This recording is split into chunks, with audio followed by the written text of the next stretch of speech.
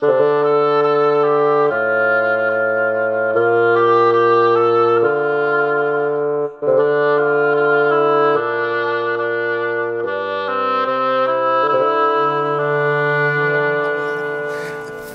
à vous, chers choisis de Jésus. C'est un plaisir pour moi aujourd'hui d'introduire. Je ne suis pas habitué, d'habitude, c'est M. Lachance qui le fait. Alors, bienvenue parmi nous. On vous souhaite un bon matin.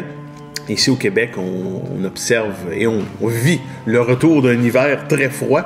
Alors, c'est un plaisir de se réchauffer le cœur avec vous. Et bonjour à chacune et à chacun. Bonjour à toi, Marc. Bonjour, M. Lachance. Alors, vous recevez du courrier, M. Lachance, et vous avez reçu une question qui nous touche beaucoup et qui, j'en suis persuadé, va toucher plusieurs de nos auditeurs. Pourquoi faut-il renoncer à tout pour le Jésus connaître? Je ne vois pas l'amour de cette façon. C'est une question courte, mais il y a tellement de choses à dire là-dessus, on pourrait passer la journée. Oui, et je pense que j'ai aimé beaucoup cette question-là, et comme je vais commencer par vous donner la réponse que j'ai faite, je pense que ça va. Je comprends très bien votre question. Elle est très logique au niveau de la raison. À ce niveau, je pourrais répondre que vous n'êtes pas obligé de renoncer à quoi que ce soit et qu'il se peut que par sa grâce, vous puissiez goûter à son amour. C'est la prière que je formule pour vous. D'ailleurs, c'est qu'est-ce qu'on retrouve dans le texte aujourd'hui, dans la conversion de Saint Paul.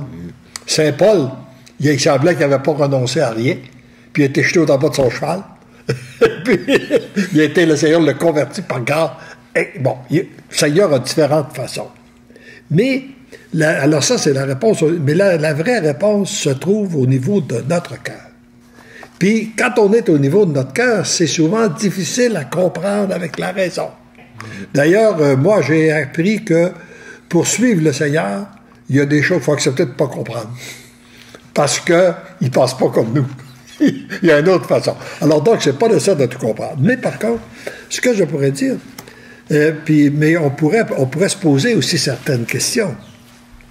Pourquoi Jésus a-t-il accepté de renoncer à sa vie par amour pour nous? Si ce n'est pas nécessaire, pourquoi que Jésus est mort sur la croix pour nous? Moi, là, c'est une grande question. Hein? Pourquoi tous ces enseignements qui nous invitent à nous dépasser dans l'amour et le pardon? Alors, ce que je comprends, c'est que le Seigneur nous a créés libres et qu'il n'entrave jamais notre liberté. Il ne prend que l'espace que nous voulons bien lui donner. Et le renoncement à tout lui permet de prendre tout l'espace. Et nous en sommes les premiers bénéficiaires. Je pense qu'elle est là, la réponse. On n'est pas obligé d'y renoncer, on peut lui donner juste une petite place en nous. Il va prendre la place qu'on veut bien lui donner. Mais si on lui donne toute la place, si on renonce à tout, et ce que je comprends aussi, c'est que même si on renonce, ça ne veut pas dire qu'il nous l'enlève. Moi, j'ai renoncé à des choses dans ma vie, il m'a comblé davantage. Un peu comme il a fait avec Abraham, quand il lui a demandé d'immoler son fils Isaac, il lui a donné une descendance très, très, très, très grande.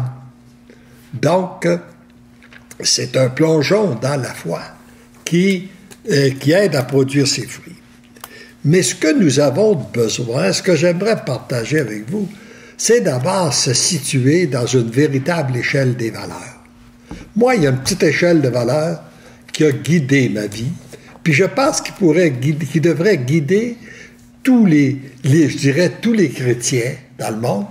Facile à retenir, 4 barreaux. Alors, cette échelle-là se situe, et je vais vous la donner de la façon suivante. Alors, dans le premier barreau, il y a Dieu, l'être suprême, celui qui a tout créé. Bon, Dieu, ça c'est le premier barreau. Dans le deuxième, il y a l'homme, la femme, les humains, créés à l'image et à la ressemblance de Dieu. Bon, les êtres qui ont le plus de valeur. Dans le troisième barreau, il y a les biens matériels qui sont là pour permettre à l'humain de se nourrir, de se vêtir, de se loger, même d'avoir un certain confort, tout ce qu'il y a, tout ce que l'humain a de besoin, on le retrouve dans les biens matériels au service de l'humain. Et dans le 4e barreau, il y a quelque chose qui n'a aucune valeur en soi, qui est simplement une invention des humains, des hommes, pour favoriser l'échange des biens matériels. C'est l'argent. En Europe, c'est l'euro, puis nous, c'est des dollars. Mais c'est l'argent qui n'a aucune valeur en soi, qui est simplement un moyen que les humains ont pris pour favoriser l'échange des biens matériels. C'est plus facile avec l'argent. Le grand problème de notre humanité, et si nous en sommes arrivés, pour moi, à vivre dans un monde qui veut se construire sans Dieu, c'est qu'on a inversé l'échelle. Si on demande à quelqu'un, par exemple, pourquoi toi tu veux te faire instruire, pourquoi que tu veux telle chose? Ben moi, ce que je veux, là, c'est l'argent. On part à la course de l'argent. On en fait la première chose dans notre vie. Et là, après, là, qu'on peut avoir de l'argent, ben oui, mais de l'argent, pourquoi? Ah ben là, c'est pour les biens matériels. C'est pour la moto, le bateau, la maison, le confort, etc., etc. Tout ce qui est matériel, on part après ça. Mais la personne a dit, moi, je suis tout de même quelqu'un qui a des valeurs, hein? J'aimerais bien pouvoir aider les humains. Alors, quand je serai bien installé dans le grand confort de mon château, et puis avec un bon compte de banque, et puis tout ça, ben là, oui, là, je m'occuperai des humains, je ferai des dons, je ferai des bonnes œuvres. Bon. Je me donnerai bonne conscience. je me donnerai bonne conscience en donnant un peu le superflu que j'ai. Bon. Et là, mais là, quand on a inversé cette échelle-là, qu'est-ce qu'on fait de Dieu? Est-ce qu'il y a un être humain sur la terre qui peut dire, moi, je place Dieu dans le 4e barreau? Moi, je n'ose pas l'écrire, là. Hein? Je ne peux pas le mettre là, ça n'a pas de bon sens. Hein? L'être suprême ne peut pas. Alors là, ce qu'on fait, c'est qu'on tente de vivre comme s'il n'existait pas. Ça, pour moi, c'est le résultat de notre société. On tente de vivre comme si Dieu n'existait pas. Alors qu'on a à replacer l'échelle des valeurs. Et si on vit selon cette échelle-là, toute décision qu'on doit prendre, on doit voir si elle respecte notre échelle de valeurs. Premièrement, est-ce que ça respecte la décision que je prends aujourd'hui? Est-ce que je prends une décision pour de l'argent? Ou bien si je prends une décision parce que c'est conforme à la volonté de Dieu? Hein? Alors, si je veux vivre en conformité, ben, je peux pas voler mon prochain, puis je peux pas le tricher, puis je peux pas... Donc, premièrement, la décision que je dois prendre, elle doit être en regardant Dieu. Deuxièmement, est-ce que ça favorise l'humain? Est-ce que ça respecte la personne humaine? Est-ce que c'est respectueux de la personne humaine? Est-ce que j'aide quelqu'un? Est-ce que je permets à l'amour que Dieu me donne de passer à travers moi pour rejoindre les autres? Ou si je l'étouffe, si je la détruis? Pas moi, ici. Alors donc, les humains. Puis après, ben, accepter les biens matériels que le Seigneur nous confie, parce qu'on en a tous besoin. On a besoin d'être logé, on a besoin de manger, etc., etc. Et puis, finalement, ben, que l'argent soit dans le 4e barreau. Alors, pour moi, le problème, c'est ça. Et ça nous aide à comprendre un peu au renoncement, là. Parce que c'est de replacer les valeurs dans le contexte de la création de Dieu. Mais souvent, il faut arriver à y renoncer. Et, comme je l'ai dit, puis je le répète, c'est que quand on renonce, ça ne veut pas dire que le Seigneur va nous l'enlever. Peut-être. Mais peut-être qu'il peut nous en donner plus aussi. Mais c'est de le replacer dans les véritables valeurs. C'est fascinant ce que vous dites parce que moi quand j'ai lu ça, j'ai une réaction qui m'est venue. Mais il y a une réaction en deux temps. Parce que j'ai déjà été à ce niveau-là de ne pas comprendre. Et de me dire, ben voyons, donc ça n'a pas de sacrifice de bon sens. Puis moi, non. Je me promènerai quand même pas en guenille, puis je mangerai pas du craft dinner 3 fois par jour pour suivre le Seigneur, ça n'a pas d'allure. Mais j'ai réalisé un jour que c'est pas ça qui m'était demandé. Si vous me regardez, là, j'ai pas arrêté de manger, j'ai pas arrêté de m'habiller le matin quand je sors de mon lit. Par contre, mon regard, et on en parlait avant d'entrer en ondes, mon regard a changé parce que j'ai laissé de l'orgueil, j'ai laissé de la colère, j'ai laissé de la volonté de tout contrôler. Puis c'est un peu ça quand vous parliez de Saint Paul, là, parce que Saint Paul est tombé en bas de son cheval, là. Puis dans nos vies, que ce soit par la maladie, que ce soit par une perte d'emploi, que ce soit par un conflit qu'on a avec un parent ou un enfant, que ce soit par quelque chose qu'on n'obtient pas, un contrat qu'on n'aura pas, une opportunité qui va se manquer, on tombe en bas du cheval de nos certitudes. Puis on choisit pas, hein. Il n'y a pas un bouton dans la vie où on dit « Bon, ben demain matin, là, je serais peut-être prêt à vivre une petite chute en bas de mon cheval. » Non. Mais c'est la manière de l'accueillir. Et je pense que, naturellement, c'est normal du point de vue humain, du point de vue de la raison, du point de vue de la compréhension logique, de dire ben, « Voyons donc. » Mais quand on le regarde de l'autre côté, puis moi, je vous dirais que j'ai pas ressenti, puis ça... Je le dis avec beaucoup d'humilité, là, M. Lachance, là, mais au départ, j'avais peur d'embarquer dans ce chemin-là. Parce que je me disais, ça va probablement m'apporter des conséquences que j'aimerais pas.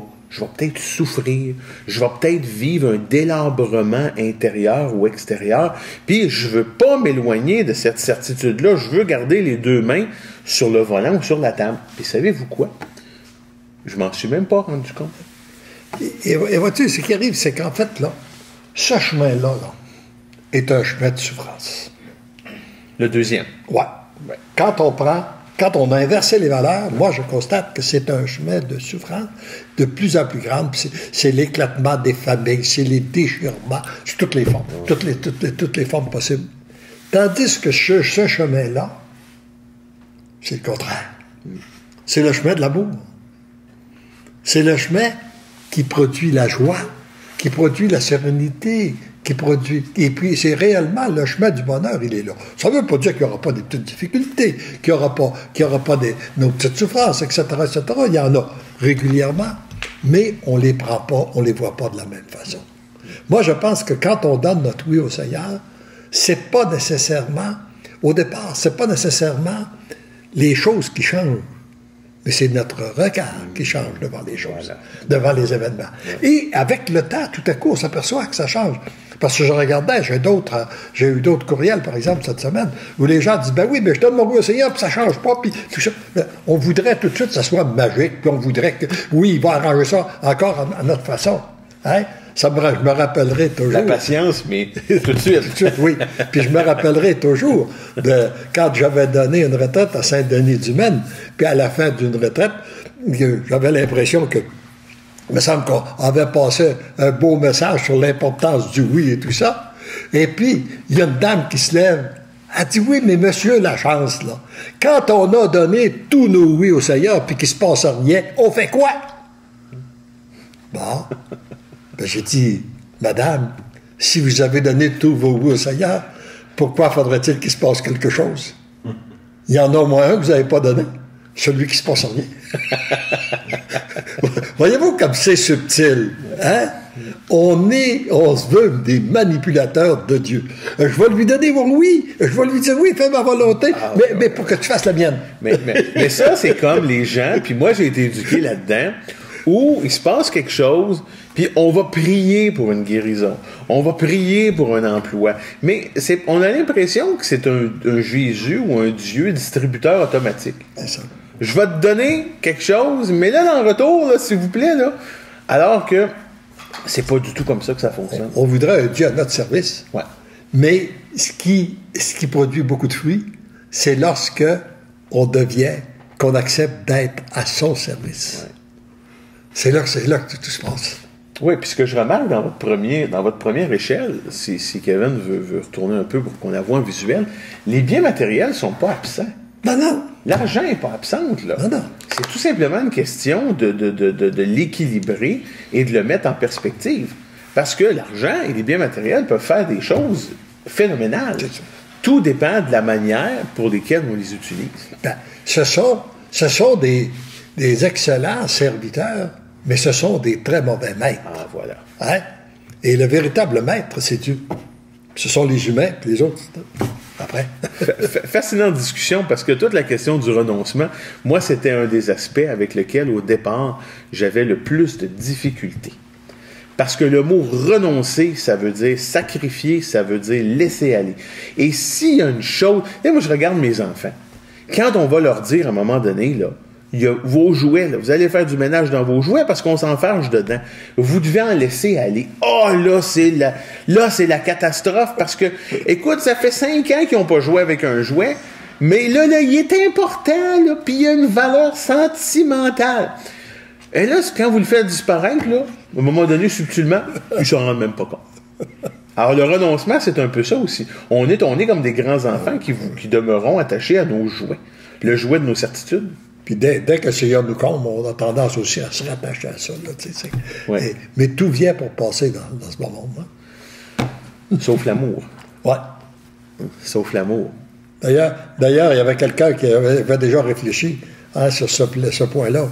Dans un siècle d'ici, si on se retrouvait à 2118, il n'y a pas personne qui va se rappeler de la maison qu'on a habitée. Il n'y a pas personne qui va se rappeler de l'auto qu'on avait.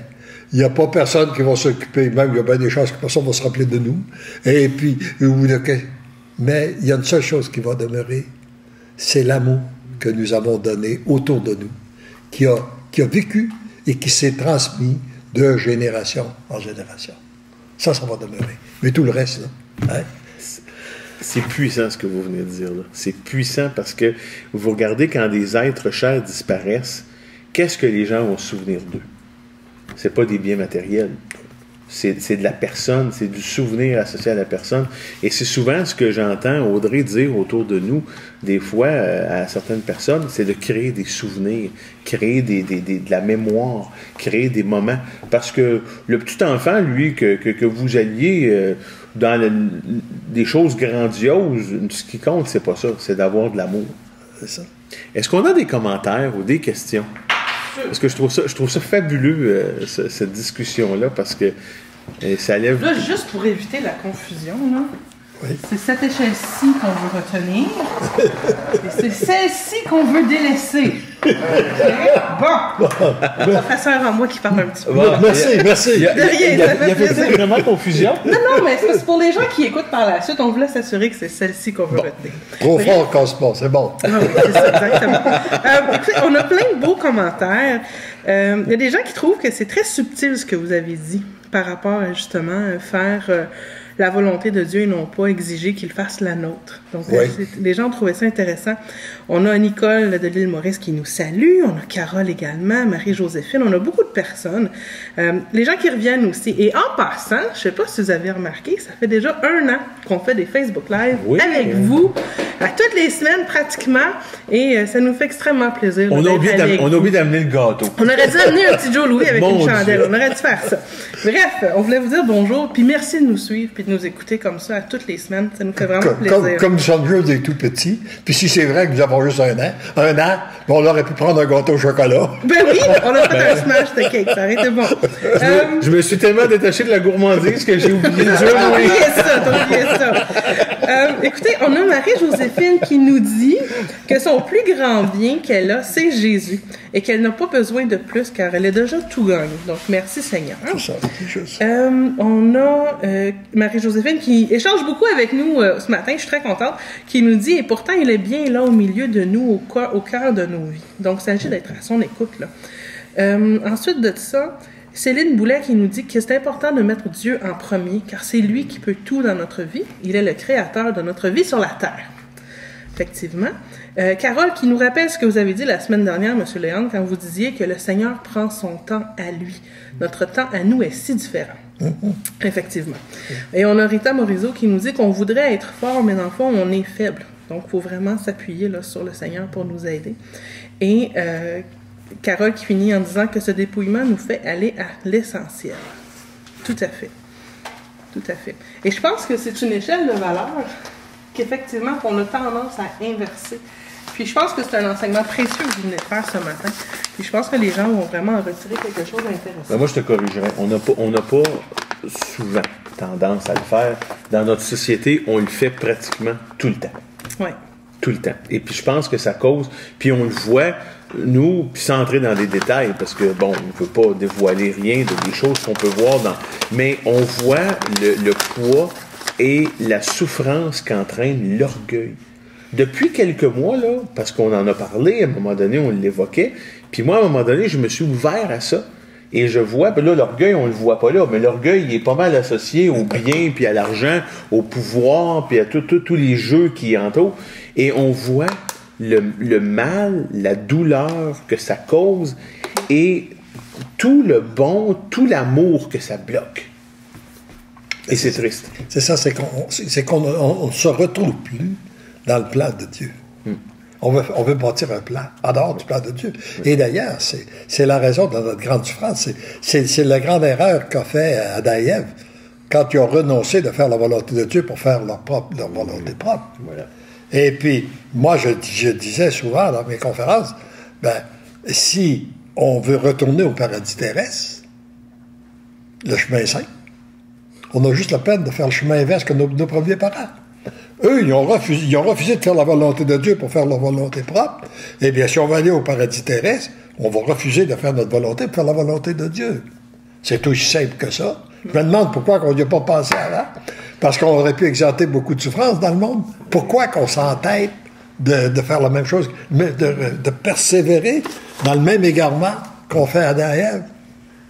C'est tellement drôle, parce que parfois, on pense qu'on fait la volonté de Dieu, alors que c'est la nôtre qu'on essaie d'imposer.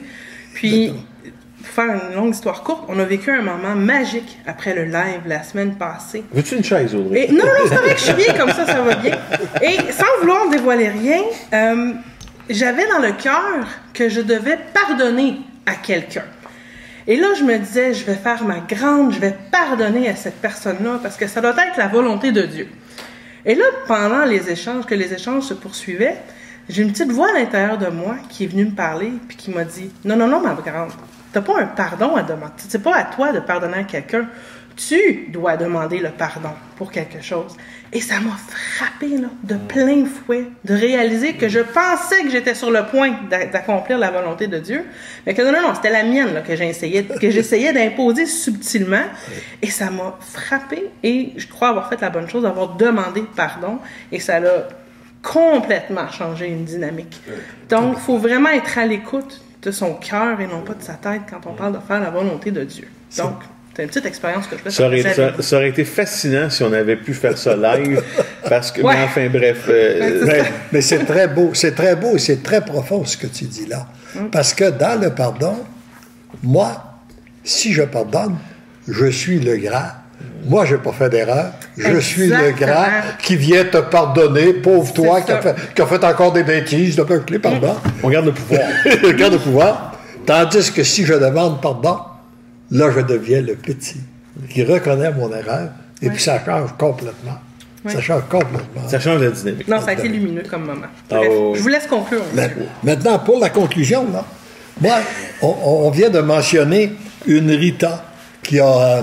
mais il y en a une autre, je pense pas que ce soit la même, mais il y en a une qui m'a écrit, puis j'ai trouvé ça tellement beau. Elle nous dit, elle nous suit depuis un bout de temps, et puis là, elle a composé une prière à partir de paroles des volumes, et puis je l'ai trouvée tellement belle que j'aimerais vous la lire comme conclusion, parce que nous avons tous besoin de prendre un temps pour se rapprocher de notre Dieu, et la prière est toujours un excellent moyen. Peut-être que nos gens pourront la mettre sur notre site, cette prière-là, pour ceux qui la désirent. Et elle la trouve tellement belle. Elle dit d'ailleurs être inspirée de tout ce qu'elle a vécu à travers les volumes. Sainte Trinité, gloire et louange à vous. Père éternel, j'accueille ton amour, car je désire me laisser conduire et maîtriser par ton amour. Seigneur, j'accepte mes souffrances, ma faiblesse et ma pauvreté, mes préoccupations, mes petitesses, mes limites et mon impuissance. Et je dépose cette offrande dans l'océan d'amour infini, qu'est ton cœur sacré, afin que tu puisses me transformer et me purifier au plus profond de mon être.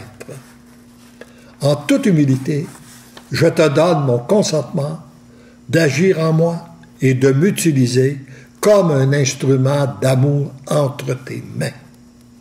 Garde-moi dans la docilité et ta volonté divine, dans la confiance et la patience, la douceur et la bonté. Coupe toutes les attaches qui m'empêchent de t'appartenir totalement et de demeurer dans la vraie liberté des enfants de Dieu. On aura l'occasion d'en reparler un moment sur l'importance de cette vraie liberté-là. Seigneur, je te donne mon oui inconditionnel et irrévocable à tout ce qui adviendra ce jour, sachant que tu es toujours là, à côté de moi et en moi, en compagnie de ta Sainte Mère. M'enveloppant de votre amour infini, infiniment tendre. Je te donne mon oui avec joie, afin que tu puisses ouvrir une multitude de cœurs à ton amour et à la conversion, et ainsi changer la face de l'humanité en construisant une Église nouvelle, un monde nouveau. J'associe mes prières aux tiennes, à celles de Maman Marie, à Saint Joseph, à tous les saints, à tous les anges, pour le salut du monde. Sans toi, je ne puis rien, ô doux Jésus. C'est pourquoi je me jette dans tes bras, je me blottis contre ton cœur, comme je t'aime. Merci de tant m'aimer, comme je suis. Puisque l'amour m'aime, je deviens l'amour. Et vous tous qui m'écoutez, puisque l'amour vous aime, vous devenez l'amour. Merci tout le monde et on vous souhaite une bonne journée et à la semaine prochaine.